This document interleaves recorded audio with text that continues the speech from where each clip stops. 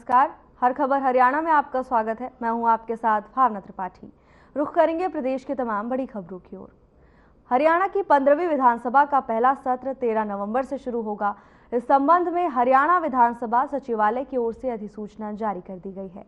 विधानसभा अध्यक्ष हरविंदर कल्याण ने इस बारे में जानकारी देते हुए बताया कि सत्र की आगामी बैठकों के लिए सभी तैयारियां की जा रही हैं। विधानसभा अध्यक्ष ने विश्वास जताया है कि ये सत्र कार्य उत्पादकता की दृष्टि से काफी प्रभावी रहेगा। उन्होंने सभी विधायकों से अपील की है कि वो पूरी तैयारी के साथ सत्र में भाग लें। सकारात्मक चर्चा से ही प्रदेश में विकास के कार्यों को आगे बढ़ाया जा सकता है।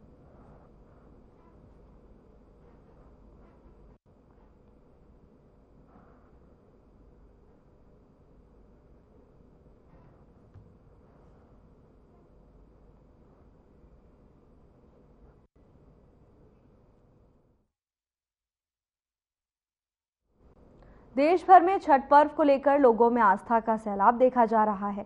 इस बीच हरियाणा के सीएम नायब सिंह सैनी ने भी प्रदेश की जनता को छठ पर्व की बधाई दी।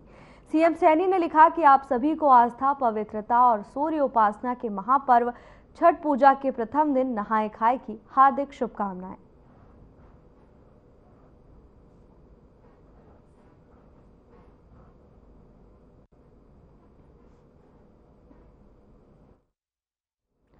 पूजा के विशेष अवसर पर अपने घर बिहार और उत्तर प्रदेश जाने वालों के लिए रेलवे विभाग ने एक नई ट्रेन चलाने की व्यवस्था की है। विभाग ने ये ट्रेन हिसार से बिहार के बरौनी जंक्शन तक चलाने का फैसला किया है। हिसार रेलवे स्टेशन के अधीक्षक निहाल सिंह ने बताया कि ट्रेन छठ पूजा के अवसर पर हिसार स्टेशन से रात 10:15 पर रवाना होगी। इस ट्रेन में 19 कोच होंगे, जिसमें 2 एसी, 4 जनरल और 11 स्लीपर कोच होंगे। उन्होंने बताया कि छठ पूजा के अगले दिन यानी 8 नवंबर को ये ट्रेन बिहार के बरौनी स्टेशन से चलेगी और 9 नवंबर को हिसार पहुंचेगी। निहाल सिंह ने बताया कि हिसार स्टेशन पर आने वाले यात्रियों को सभी मूलभूत सुविधाएं सुचारू रूप से दी जा रही हैं। छठ पूजा पर बिहार जाने वाले यात्रियों को शुभकामनाएं देते हुए उन्होंने कहा कि ट्रेन में सुरक्षित स्थान पर बैठकर ही सफर करें। तो वही स्पेशल ट्रेन के चलाए जाने पर यात्रियों में भी खुशी देखी गई।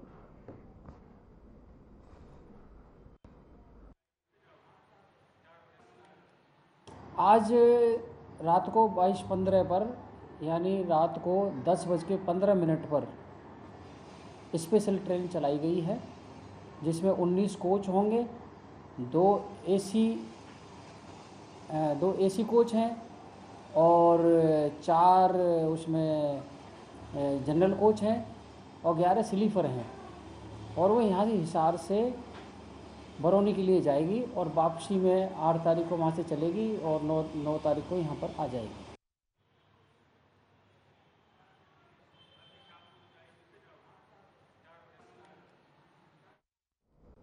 हिसार रोड दिल्ली पुल स्थित मेजर नहर पर पूरी श्रद्धा से छठ पर्व मनाया जाएगा। पर्व को लेकर समिति ने तैयारियां शुरू कर दी हैं। आगामी 7 और 8 नवंबर को छठ पर्व मनाया जाएगा। समिति के सदस्यों ने कहा कि इस पर्व को लेकर प्रशासन का भरपूर सहयोग मिल रहा है। समिति के सदस्यों ने हरियाणा के मुख्यमंत्री नायब सिंह सैनी का आभार जताया है।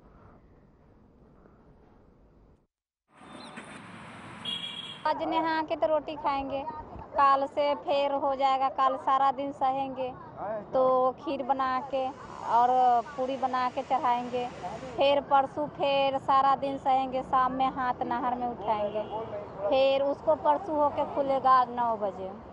इसको शक्ति है, जो अपना मनकामना मांगते हैं वो पूरा हो जाता है। को कोई दुख तकलीफ है, बंदा भी रख सकता है, जनानी भी रख सकता है। जिसको लड़का है वो अपने आप श्रद्धा से करते रहता है। मेरा नाम बबीता कुमारी है। मैं बिहार से आई हूँ, समस्तीपुर जिले से हूँ, सिरसा में रहती हूँ हरियाणा में। और मैं 4 साल से यहाँ पर मनाती हूँ। छठ पूजा बहुत ज़्यादा महत्व इसमें है। और दिवाली के 6 दिन बाद मनाया जाता है। पहला दिन आता है नहा खाए, दूसरा दिन खरना, तीसरा दिन शौच की और चौथा दिन पारण होता है। बहुत ज़्यादा दीपावली होती है हमारे में सारा नियम किए जाते हैं। कोई भी मना सकते हैं इसमें, और जिसकी कोई इच्छा पूरी हो जाती है वो मनाने लगते हैं। इसकी बहुत हमारे महत्व है। अगर जैसे और कोई बाँझ है, उनको बाल बच्चे नहीं होते, और कोई श्रद्धा से, बिल्कुल श्रद्धा सच्चे दिल से अगर कोई चीज़ मांगता है छठ माई से, वो पूरा कर देते हैं। ये छठ माता का जो पूजा मनाई जाती है, ये प्राचीन काल का से मनाई जाती है। दूसरा, आज से जो हमारा नहान खान का त्यौहार शुरू हो जाएगा। कल खरना होगा, परसों जब शाम की अर्घ होगी, 8 तारीख को सवेरे 8 बजे या 7 बजे जैसे सूर्य भगवान उदय होंगे उस तरह समाप्त हो जाएगा। और हम लोग तैयारी कर रहे हैं, धूमधाम से तैयारी कर रहे हैं, टेंट लगा रहे हैं, नहर की सफाई की है, हम स्टेज बना रहे हैं, माता की दरबार बन रही है।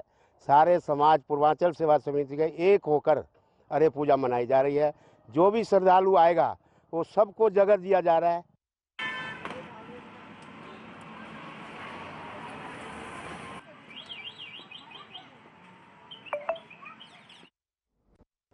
राज्यसभा सांसद किरण चौधरी ने कई गांवों में जनसभाओं को संबोधित किया। उन्होंने कहा कि क्षेत्र में पेयजल और नहरी पानी की कोई कमी नहीं आने दी जाएगी। नहरी पानी का समान बंटवारा कर क्षेत्र की सभी नहरों में टेल तक पानी पहुंचाया जाएगा। प्रत्येक गांव में बिजली, पानी आदि मूलभूत सुविधाएं उपलब्ध करवाई जाएंगी। इसके साथ ही उन्होंने कहा कि किसान को बिजाई के समय डीएपी खाद की कोई कमी नहीं रहने दी जाएगी। विकास कार्यों के लिए धन की कमी आड़े नहीं आने दी जाएगी।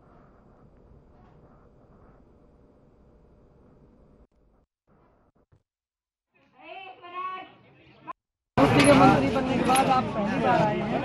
बहुत जन समूह आपके स्वागत में उमड़ा हुआ है। हर गांव में भारी आपका स्वागत हो रहा है। लोगों की अपेक्षाएं भी बहुत हैं। क्या कहेंगे आप? 10 साल बाद ये खुशी आई है। बहुत कार्यकर्ताओं ने मेहनत करी। सारे जो बहुत कूद रहे थे कि कांग्रेस की सरकार आ रही है, वो बेचारे जो हैं तो अब समझ आ गई कि भाजपा ने तीसरी बार एक ऐतिहासिक जीत जो है कार्य करी है। तो निश्चित तौर पे जो है अब कार्यकर्ताओं की अपेक्षाएं हैं और उनकी जो है चेहरे खिले हुए हैं।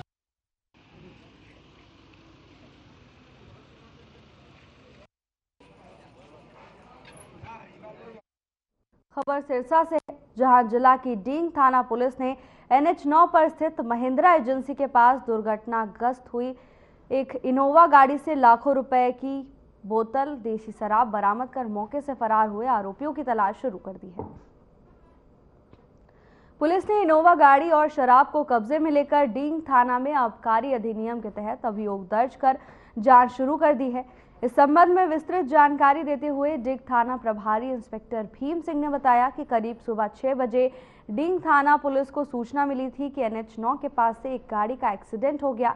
उक्त सूचना को पाकर पुलिस टीम ने मौके पर पहुंचकर स्थिति का जायजा लिया तो गाड़ी से 1224 बोतल देसी शराब बरामद हुई। फिलहाल पुलिस मामले की जांच में जुटी हुई है।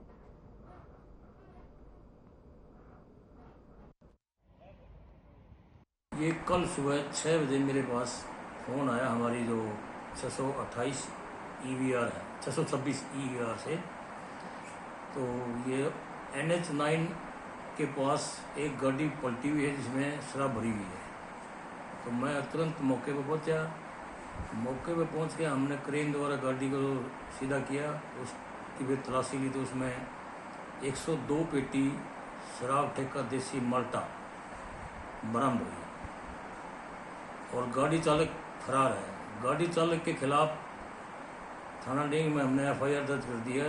चालक की तलाश जारी है। आगे से कोई भी इसमें इन्वॉल्व होगा उसको गिरफ्तार किया जाएगा, उसके खिलाफ सख्त कार्रवाई की।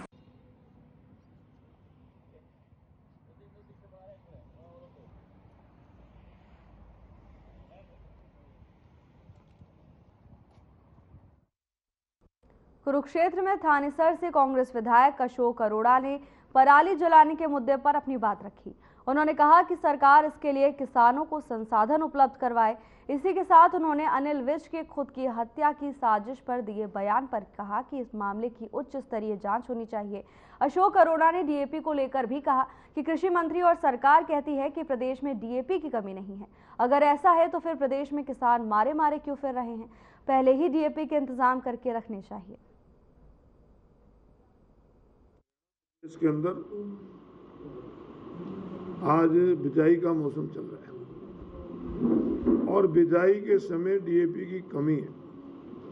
कृषि मंत्री का बयान आया है कि डीएपी की कोई कमी नहीं है, परंतु किसान के नाते मैं कृषि मंत्री जी से कहना चाहूँगा कि जब खेत में आज बुआरा चल रहा है, अगर कोई खेत बात आ गया है तो उसमें बिजाई तो करनी पड़ेगी। और अगर वो बिजाई मौके पे नहीं होगी डीएपी की कमी की वजह से, तो फिर वो दोबारा लेट हो जाएगा। तो जो ज़रूरत थी इसका इंतजाम पहले करना चाहिए था, सरकार ने पहले इंतजाम नहीं किया, इसकी वजह से आज इसमें कमी आई हुई है। और पराली जो जलाने का जो मसला है, पराली के ऊपर सरकार को हर साल दिक्कत आती है।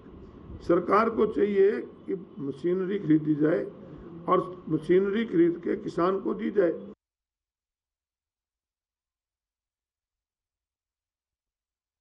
सांसद किरण चौधरी, हल्के के लंबित विकास कार्यों को पूरा किया जाएगा। तो शाम हल्के के दर्जनों गांव का दौरा करते हुए उन्होंने कहा कि क्षेत्र में बिजली, पानी, डीएपी आदि की कोई कमी नहीं रहने दी जाएगी। किरण चौधरी, कैबिनेट मंत्री श्रुति चौधरी हल्के के विकास और किसानों को नहरी पानी उपलब्ध करवाने के लिए लगातार कार्य कर रही हैं। किरण चौधरी, राज्यसभा सांसद किरण चौधरी ने मंगलवार को राजपुरा, खरकड़ी, बपौडा, बीरन, धाड़ी बीरन, दांगकला व खुर्द, सागवान व अलखपुरा गांवों में जनसभाओं को संबोधित किया और लोगों की समस्याएं सुनी। 10 साल बाद ये खुशी आई है।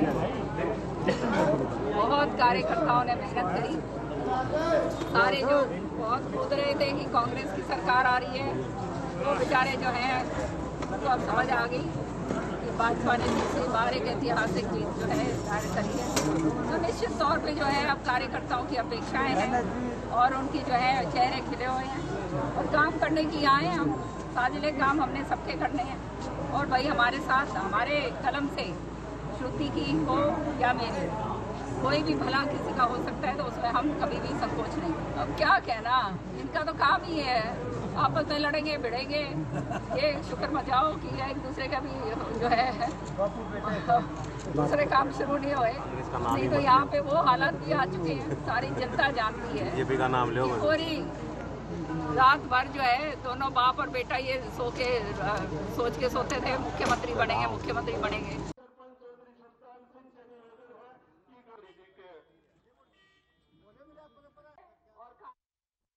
खबर बाढ़रा से है, जहां किसान डीएपी खाद की किल्लत से परेशान नजर आ रहे हैं। समितियों पर किसान की लंबी लंबी लाइनें लगी हुई दिखाई दे रही हैं। भारतीय किसान यूनियन के जिला अध्यक्ष हरपाल भांडवा से बातचीत की गई तो उन्होंने बताया कि किसानों ने सरसों की बुआई बिना डीएपी के ही करनी पड़ रही है। अब गेहूं की भी बुआई का समय आ गया है। किसानों को अपने सारे काम छोड़कर खाद के लिए दिन भर लाइनों में लगना पड़ रहा है।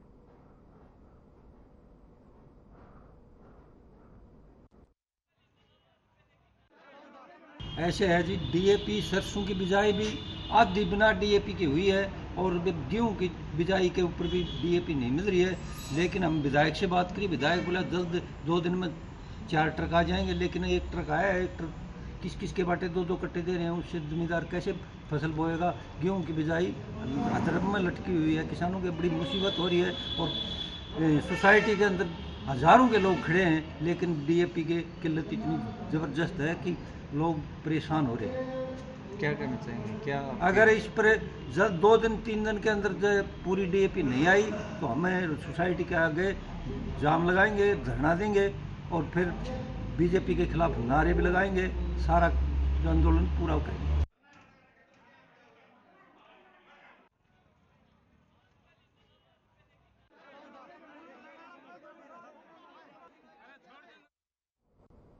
भिवानी के नई अनाज मंडी स्थित इफ्को और हैफर कंपनी के कार्यालय के समक्ष खाद की कूपन न मिलने के कारण किसानों ने संबंधित विभाग सरकार के खिलाफ नारेबाजी की, सरकार से खाद उपलब्ध करवाने की मांग की। इस अवसर पर किसान सभा के उपाध्यक्ष कामरेड ओम प्रकाश भी किसानों के बीच में पहुंचे। उन्होंने किसानों की आवाज को सुना और संबंधित अधिकारियों से बातचीत की।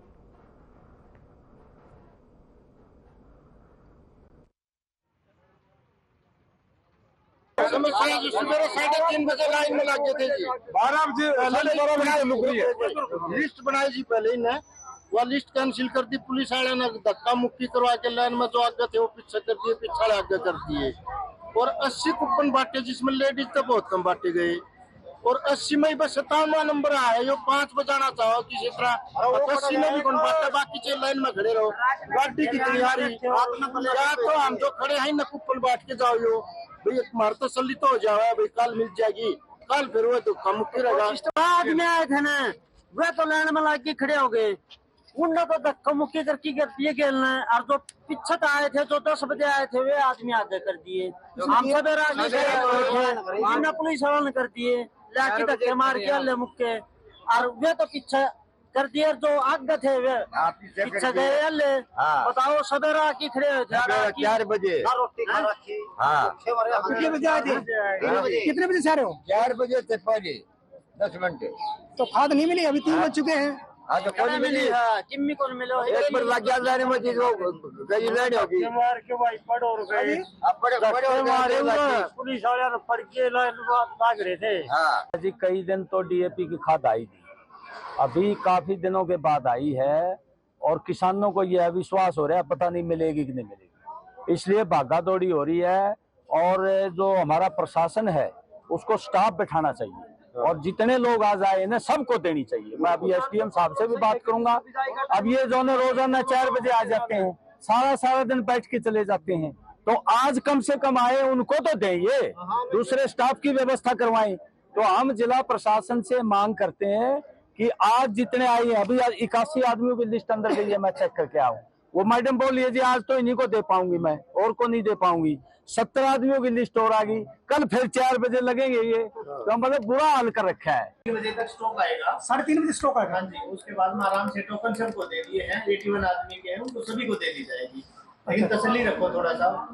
तो काफी सुबह से जो यहाँ पर लाइन लगा के बैठे हुए हैं। जब तक देखो टेक्निकल है, अगर मशीन में स्टॉक नहीं आएगा कैसे दे देंगे? राउंड पे आ चुका है लेकिन मशीन में नहीं आया है और फिर पब्लिक बिल्कुल भी वो नहीं कर रहा है। अभी टोकन सबको दे दिया, आराम से सबको 81 आदमी है सबको दिया जाएगा। जो बच जाएगी वो लोकल सुबह दिया जाएगा। समस्या यह है जी, सवेरे 4 बजे लाइन में लगे थे, ना तो कोई खाद मिली ना कोई टोकन मिला, और कोई सुविधा को नहीं, परेशान हो रहा जमींदार। हाँ जी, काम सब काम काज छोड़ के ने और खाद खतरा है, ऐसा कोई व्यवस्था नहीं देखती। गाँव लुवानी से आऊँ, प्रेम शर्मा नाम है। सुबह से आए हैं, सुबह 6 बजे से लाइन में लगे हुए हैं। पहले इक्को पे गए थे, इक्को पे 2 लाइन लगा था, एक लाइन हटा के धक्के मार के नंबर नहीं पड़ा वहाँ पे। वहाँ से बाद में यहाँ आए, यहाँ पे दूसरी लिस्ट बनाई, उसमें भी अभी तक कोई नंबर नहीं आया है। अब खाद आई हुई है लेकिन खाद नहीं मिल रही, बहुत परेशान है। क्या प्रॉब्लम बता रहे हैं? प्रॉब्लम क्या है, वो लाइन लगती है, जो पर्ची देते हैं, न कोई स्टाफ है न कोई सुनवाई कर रहा है, जवाब ही नहीं दे रहे हैं कोई। तो मशीन का तो हम क्या बताएं, अब मशीन का तो ये बताएंगे। यहाँ तो 6 ट्रक बड़े खड़े हैं खाद की, तो लेकिन खाद मिल नहीं रही है जमींदार को।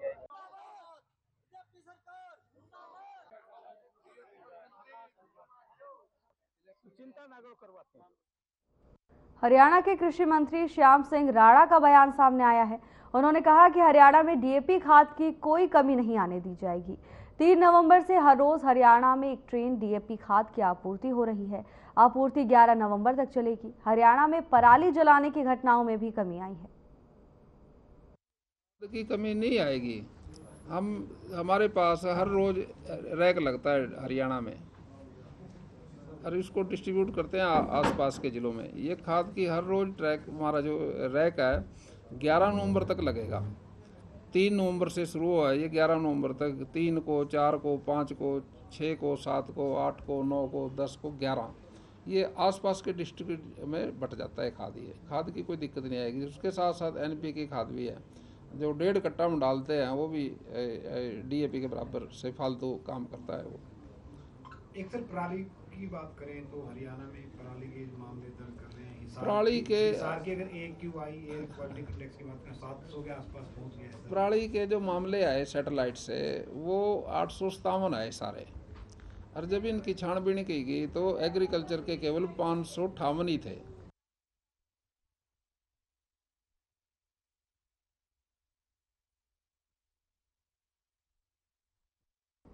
साइबर सिटी में बिना अनुमति के भवन निर्माण करने वालों पर नगर निगम अब सख्त हो गया है। नगर निगम के ज्वाइंट कमिश्नर की माने तो उनके पास इस तरह की 6 शिकायतें आई थी, जिनमें से 4 पर कार्रवाई की गई है और 2 शिकायतों पर कार्रवाई करने की तैयारी शुरू कर दी है। वहीं सुभाष नगर में बिना अनुमति और नक्शा पास करवाए बिना बनाई जा रही 5 मंजिला इमारत को नगर निगम ने सील कर दिया है और गृह स्वामी को नोटिस जारी कर जवाब तलब किया है। दरअसल सुभाष नगर में एक व्यक्ति ने बिना अनुमति लिए अपने मकान पर 5 मंजिल का निर्माण कार्य शुरू कर दिया, जिसके चलते पास और पड़ोस में रहने वाले लोगों की जान को खतरा हो गया है।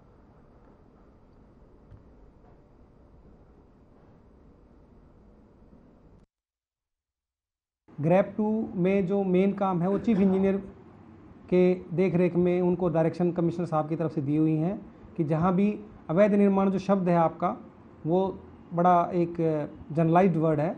अवैध निर्माण का मतलब एक तो मतलब ये निकाला जा सकता है कि कोई जिसने बिल्कुल ही अनुमति नहीं ले रखी है वो निर्माण कर रहा है, या निर्माण उसका चल रहा था लेकिन उसको कुछ दिन के लिए रोक देना था वो। तो जो निर्माण चल रहा था, जो नियमित अनुमति लेके कर रहे हैं, अपने जो सरकार से अनुमति लेके करते हैं अलग अलग विभागों से, उनके लिए इंजीनियर्स फील्ड में अपना सर्वे कर रहे हैं। जहाँ भी उनको ऐसा कोई करता हुआ दिखाई दे रहा है तो उनको रुकवा रहे हैं। पार्किंग की जगह नहीं है नीचे बिल्कुल भी, और इसमें काफ़ी किराएदार हैं जिनके पास अपनी गाड़ियाँ हैं, अपने व्हीकल हैं, तो वो सारा रोड पे खड़ा होता है, जिसकी वजह से पूरा मोहल्ला परेशान है। हमारी रोज़ लड़ाइयाँ होती हैं यहाँ पे बेखाम की, यानी कि सिर्फ गाड़ियों को लेके। पार्किंग की व्यवस्था अगर मालिक बना दे नीचे तो हमें कोई मतलब नहीं है इस बिल्डिंग में रहने वालों से, और लड़ाइयाँ सिर्फ पार्किंग की नहीं है। नीचे पार्किंग की व्यवस्था एक स्कूटर की है, किराएदार इसमें 15 रहते हैं, और अभी 5 मंजिला और बनने जा रही है तो और किराएदार आएंगे और गाड़ियाँ खड़ी होंगी, तो मोहल्ले में जीना आराम हो जाएगा सबका। जब से ये बिल्डिंग बन रही है ना तो यहाँ कोई अधिकारी आया और ना इसके पिलर देखने आया। ऐसे पिलर 9 इंच 7 बाई 7 के पिलर हैं। 7 बाई 7 के पिलर में कभी बिल्डिंग 5 मंजिल देखी है चढ़ती हुए? कौन सा यही कहता है कि भाई ये बन जाएगी, नक्शा जो पास कर देता है, कौन सा है वो ऐसा जिसने ये पास कर दिया? और जब से ये काम चलता जा रहा है, अब 2 मंजिल इसने और ऊपर बना दी, तीसरी और कर दी, कोई इसका नक्शा पास नहीं है। इलीगल बिल्डिंग है, ना इसमें पार्किंग है, जबकि स्ट्रीट पार्किंग आजकल जरूरी कर दी गई है, कोई इसमें स्ट्रीट पार्किंग नहीं है। और चौतरा इतना चौड़ा बना दिया है कि पूरी सड़क घेर रखी है।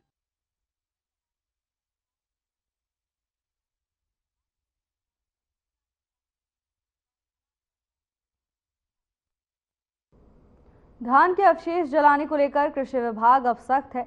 अब तक सब डिवीजन के 102 गांवों में 69 लोकेशनों पर कार्रवाई के दौरान पराली जलाने के मामले सामने आए, जिसमें 37 मामले दर्ज किए गए।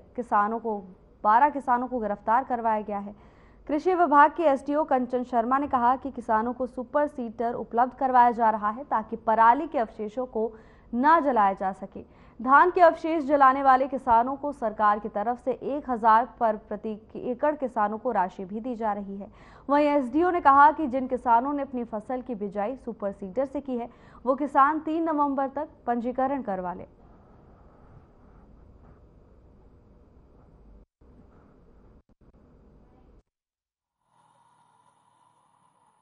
सर के द्वारा 79 लोकेशन आई है, जिसमें से 37 का चलान कट चुका है और 12 FIR हो चुकी है। 12 लोगों को गिरफ्तार कर चुके हैं। कल हमारी कोई भी लोकेशन नहीं आई है। किसान हमारा पूरा सहयोग कर रहे हैं। अब हमारे इलाके में एक फलानी थोड़ी कम है। आगे से डायरेक्टर ऑफिस से जो हमें लेटर आया उस हिसाब से उनकी जितनी भी FIR हुई है उनकी रेड एंट्री करवाई जाएगी और 2 सीजन में वो अपनी क्रॉप नहीं बेच पाए।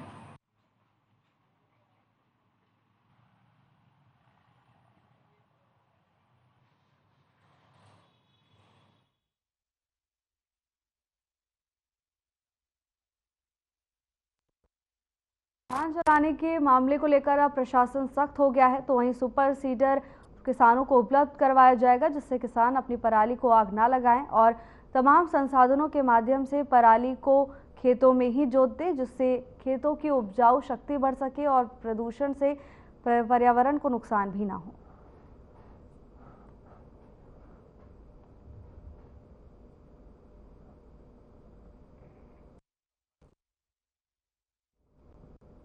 बुलेटिन में मेरे साथ बस इतना ही। अब वक्त हो चला है डॉक्टर राकेश गुप्ता के साथ हमारे खास कार्यक्रम प्लस माइनस का।